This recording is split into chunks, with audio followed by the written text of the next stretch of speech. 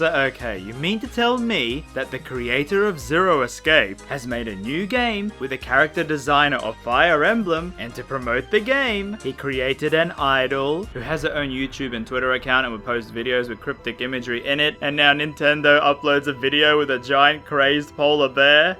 Well, I guess this must be an amazing game then. Correct. Yep.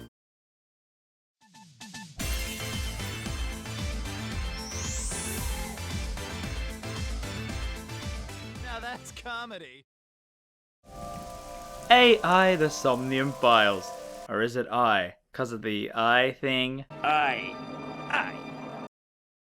So a little rundown. This game is directed by the legend behind the Zero Escape games, Pepsi Man, and an unknown erotic visual novel. Oh yeah? Now straight up, the game is standalone. There is no requirement to play any of these other games to understand the plot. Although the writing is extremely similar to the ZE games. So cue the cheers of its fans. You know, all 9 of them. Sorry, it was funnier in my head. But if you've never heard of these games, don't worry. Hopefully by the end of this video you will see why this might be one of my favorite games released this year. Now firstly, there are no escape rooms, rather it's a murder mystery. And yes, because it is a mystery, I will not be spoiling anything from it. The video will only have footage from the first 2 hours of the game, and even then, Mizuki here will keep us free from spoilers, okay? Okay. Now we start the game following Kaname Date, who works for the police, out near an abandoned merry-go-round, inspecting an unusual murder. I mean, it is unusual as the victim is missing her left eye. Guess Uchi wasn't joking around when he teased this game all those years ago. Now the way the investigation works is that Date stands still on screen while you can move the cursor to investigate things in your view or talk to people. The great thing about this, with the height and how the characters interact, you really feel like you are actually in the scene. As say when 2 characters talk to each other, they will look at each other in a very realistic way. And nearly everything on screen is clickable, with some basic description, or yes, voice dialogue between the characters commenting on the item. This feature is even made more amazing by the fact that this game is 95% voiced. Are you serious? Yes, I am. Well-endowed lady, who I guess is my boss. It seems to be a very nice recent trend where Japanese games are getting full English dubs, and in this game, it is so amazing, as in every scene, there are so many missable items to investigate that the characters will talk about, adding to their personalities. The 5% not voiced comes from the characters just describing what the objects are, and I'm kinda thankful, because I didn't expect them to get the voice actors to voice things like, "Hey dude, it's the sky. What more do you want from me?" Wow, I never thought a great detective like you would ask me my name. It's Kagami, sir. It's Kagami, sir. I'm not kidding when I say this is best boy. Correct. Okay, so next we have to inspect the body. But my feet stuck. So how am I gonna look at the body then? Allow me to assist you. What the heck is that? So yes, Date has a robotic eye named Aiba, whose voice sounds very familiar. Correct. With the game being set in the near future, most aspects of it are from our time period, but she is this incredibly advanced artificial intelligence who helps us with the investigations. As in with this, she will show us things on screen in a diamond box in our left eye, and Aiba is also able to X-ray or even zoom into very far objects. So we inspect the body and find her eye was removed before her death, with the cause most likely being an ice pick. But suddenly we hear a loud thump. Well, time for the handy dandy X-ray vision, and checking inside the carousel we see... Oh no. No, instead, we open the door and find a small blue-haired girl with a bloody ice pick. The game then cuts to the hospital with the girl named Mizuki is asleep due to shock, and at her side, Date falls asleep, transporting us into his dream, bringing to us the hybrid part of the game, the Somnium gameplay. Basically here, you control Aiba, yeah. Who are you? Who has taken this human form, as I guess controlling this tiny thing in human rooms wouldn't really work that well. I'll get to it more later on, but pretty much you control her in the third person to investigate the room you are in. Walking up to a suspicious object will bring up a command for Date to give Aiba. Now, what should I have you do?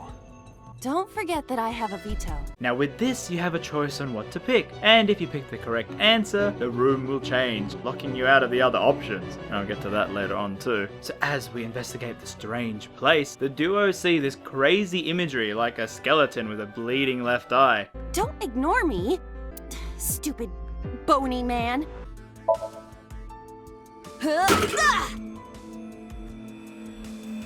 You don't have to kick it so hard. Give it everything you've got. That's my motto. It didn't even budge. I saw the skeleton's skull move slightly.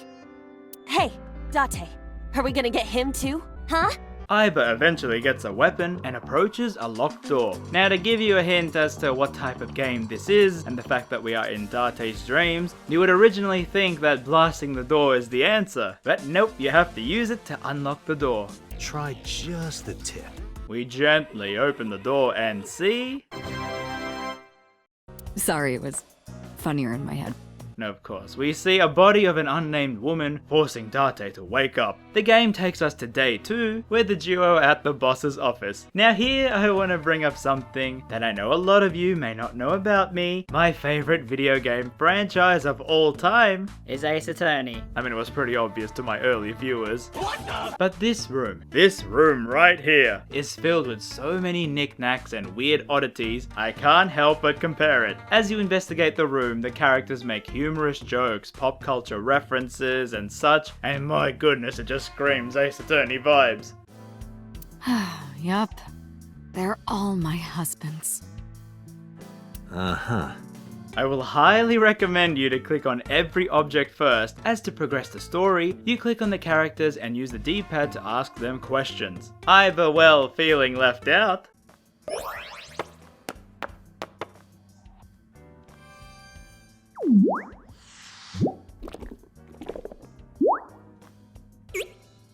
That's definitely not weird at all. So cute! So the cool thing about this is that now, with the left diamond, we can see ourselves, as this is Aiba looking upon us, transferring the image to Date's brain. You are a handsome looking man. Oh, no, stop it. Are you okay, Date? But anyway, back to the mission. It seems like Mizuki is the prime suspect for well holding the bloody ice pick. We of course don't believe this, and Aiba brings up the information she analysed. She looked at the payphone surveillance camera near where a witness reported the crime. Matsushita Ota, 24 years old, male. Oh no, not this weeaboo from Twitter. Yes, they made an official Twitter account for him. The marketing of this game is amazing. Wow, nice thighs! So we go to Ota's house, a very quaint place with his lovely mother standing there. Date spies a package in the corner, and using the X-ray we see... Nice. Yes, this is the Idol's figurine, the one from the marketing. And his mother tells us that we might find him at her production company's main office. By the way, an idol is a person who entertains on stage with songs, dances, and looks. Most popular in Japan, South Korea, and on Twitter. Yes, I see you K-pop stands. They're all my husbands. We head there and find the weeb on his laptop, but he doesn't want to talk to us, so guess it's time to inspect the surroundings. Date, look! Ants! Look at them go! Yay!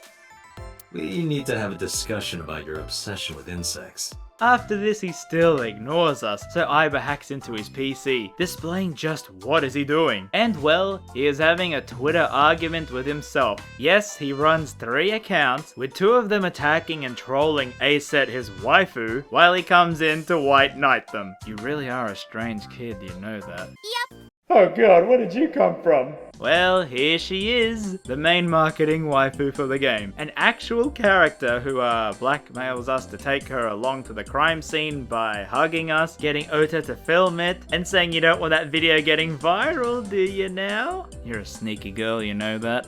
Yep. So we take her along back to the scene with this car ride transition, which you will see a lot in this game. And I find it amusing as, firstly, damn, this is one long road. And secondly, I can imagine how hilarious it is for the passengers that Date's left eye is at 90 degrees while he looks at the road.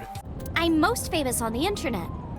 I do songs and dances and play video games and stuff on stream. Have you heard of Shovel Forge?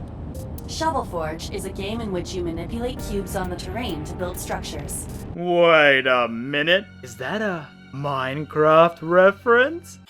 So we get there and mess around.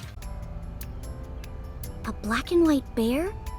I'm not gonna be punished, am I? What are you talking about? Nothing. Just thinking about a game I like. Wait a minute, is that a Danganronpa reference? This game is already 10 out of 10 just for that. So we take A-Set back to her home, and just when we leave... But because you're Mizuki's friend, yeah, we might see each other again. She is kind of like my roommate after all. What? So yeah, the reason we don't believe that Mizuki is the killer is, well, she's our roommate. What?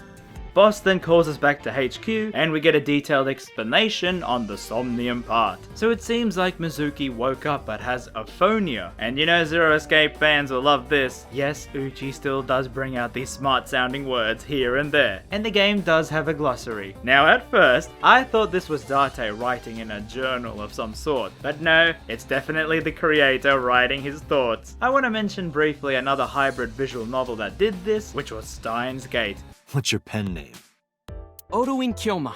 I swear this game really speaks to me. In a nutshell, yeah. It is a sci-fi thriller that's set deep in Japanese culture, and you would have a bunch of new terms that people wouldn't know. Now from what I remember, all you had to do was press a button and it would take you to that word in the glossary. But here you have to access the menu and then go into it, and even then some of the words you may not know are actually not here. I would say it's less like a glossary and more like Uchi thinks you might want info on this, or to vent about something. The other books are descriptions on the characters and a bonus picture set where if you complete the Somnium before the given time limit or find these eyeballs in the room, you get concept art and an amusing picture of Aiba making a pose. Now to the actual Somnium gameplay. Well, this is where Date uses a sync machine to, well, sync into a person's dreams to find out what's going on. Oh, but it's not like how SpongeBob just barged into your dreams and you could see him. Gee, SpongeBob, can I get some privacy? My dreams about mac and cheese are for my eyes only. Get out of my head. No, Date enters as a viewer of the dream in the third person, like watching a play on stage. And I'm sure you are aware, dreams are often your memories jumbled up into an experience. Date as a syncer views this as an outsider. Now this department was created purely to analyze people's dreams, witnesses or suspect, to see if their subconscious will help them reveal the truth. And well, Mizuki has aphonia, something that results in the subject becoming mute due to some traumatic events, as she was well found at the crime scene. So once we sync, Aiba becomes the player character, as she is linked to us since the eye connects to our brain. The two then have 6 minutes to analyze the dream. Why 6 minutes? I've got to make the game challenging, mate. Amazing suction! So dreams often take place between a few seconds to a few minutes when you sleep, as the brain is working very fast during this time. And as such, if you stand still in the Somnium, time slows down with this cool effect. You can stop time?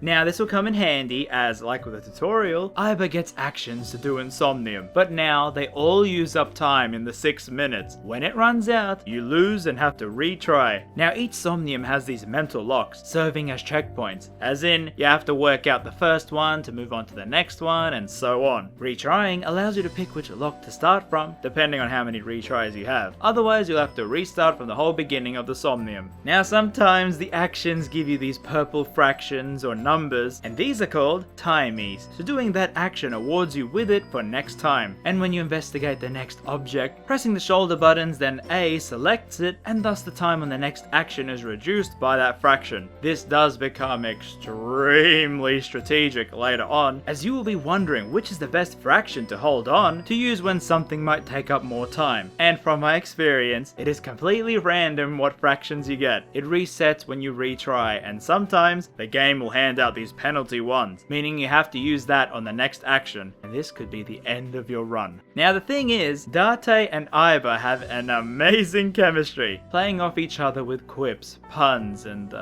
Date's horniness. I often believe a key aspect of the game is showing how well characters interact with each other, and for two main characters, they are amazing partners in forensics. As such, with completely voiced dialogue, you will want to check as many options as you can. However, there is the time limit restriction. Which brings me to another mechanic. Yes, this game has a flowchart. Now I won't go into specifics, but some of the choices actually branch a story. Yes, you heard me. As such, if you wanted to replay this and try the other options, it is incredibly easy to do so. You just hold down the ZR button with the settings enabled, and you will either skip or speed through any dialogue you've already seen. It is so much smoother than how Zero Escape did it, and as such, don't worry if you want to goof around and try the meme options. Some of the things Aibi does are absolutely hilarious, and I found myself laughing out loud numerous times. Which brings me to another point, the writing. I will say it's probably the best his writing has ever been, with this game being extremely funny, dark,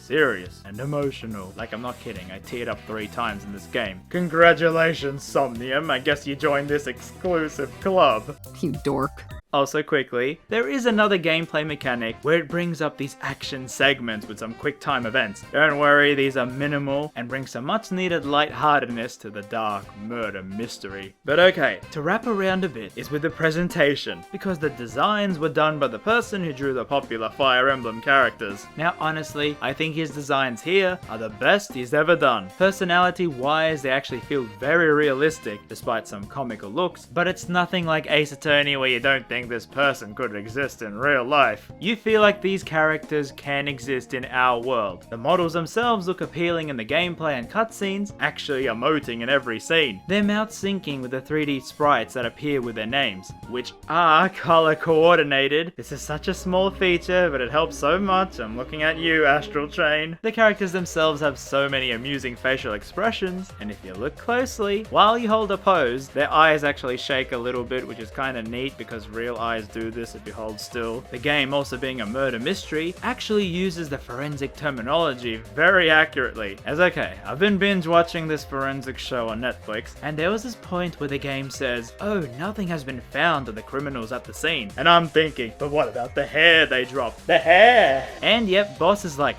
no fingerprints, no DNA, and no hair. It really does feel like an accurate depiction of real world forensics.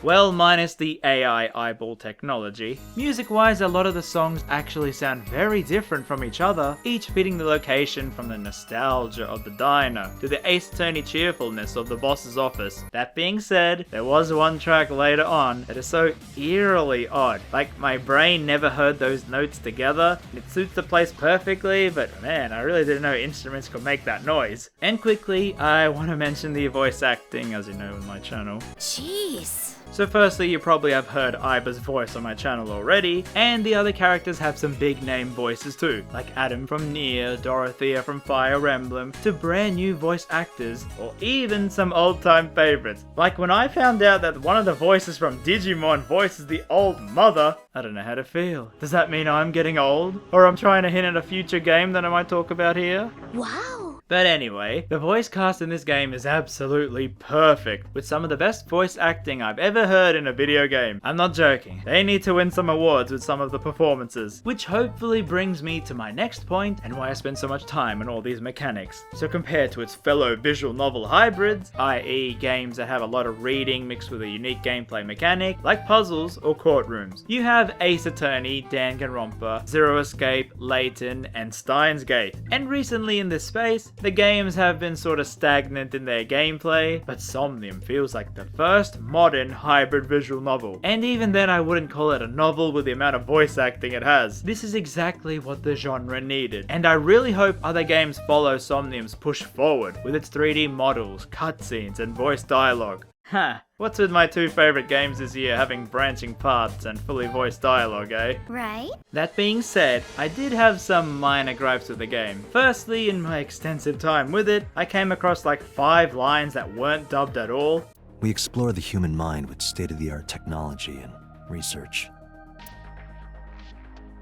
To me, I think I worked out the problem because one of these lines would only have been said if you talked to one character before the other, as they were reacting to something they said. Yes, there is missable dialogue options if you talk to people and ask the questions in the wrong order. And so I guess they must have missed these 5 lines when they were testing it. Normally I wouldn't mention a small thing like this, but the game is entirely voiced, so it really stands out, and I hope they could patch this. But probably the biggest issue could be due to me playing it on the Switch. I picked it up because portability portability is great for these kinds of games. However, even dock, at some point, the game would really lag up. It mostly occurred when Aibi would bring up something that was either a flashback or a reference to an area or scene to place in that diamond square in your eye. The UI would disappear and you would have to wait between 5 to 15 seconds sometimes before the image loaded up. The severity would depend on what was brought up, like an image or a video file. I mean, okay, I did get used to it after a while, but near the end, oh man, it really got out of hand. Just thought I'd mention it because I'm not too sure if the PS4 or Steam version might be better with their advanced hardware. It's not unplayable and happens very infrequently, but when you're so captivated by the story, it can be a bit distracting waiting a few seconds for it to load. And finally, not a negative, but I feel I should mention that this game can be a bit gruesome at times. Despite its comedic writing and light-hearted moments, you have to remember this is a murder mystery, and it can be exceedingly dark, and I just feel like I should mention this for some people. But I just want to say, despite all this, I think this might be my second favorite game this year. And maybe, just maybe, my favorite game from Uchikoshi. The way the game presents itself as this gritty murder mystery with his unique style of writing meant that I had as many laughs as I did with shocks at all the twists and turns. It is an excellent mystery game, and one that can be a bit real in some places. The character designs are amazing, perfect voice acting, and personalities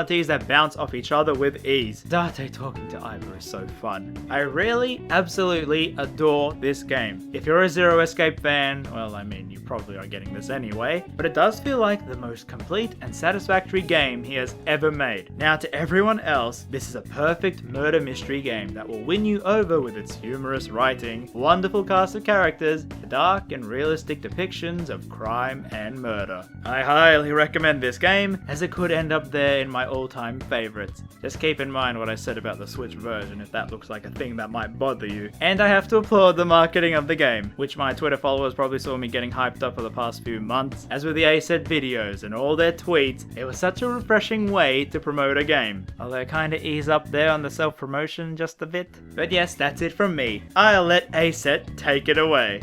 Please subscribe to my channel if you haven't already. If you don't subscribe, you'll make me so aggro! Thank you for watching! See ya!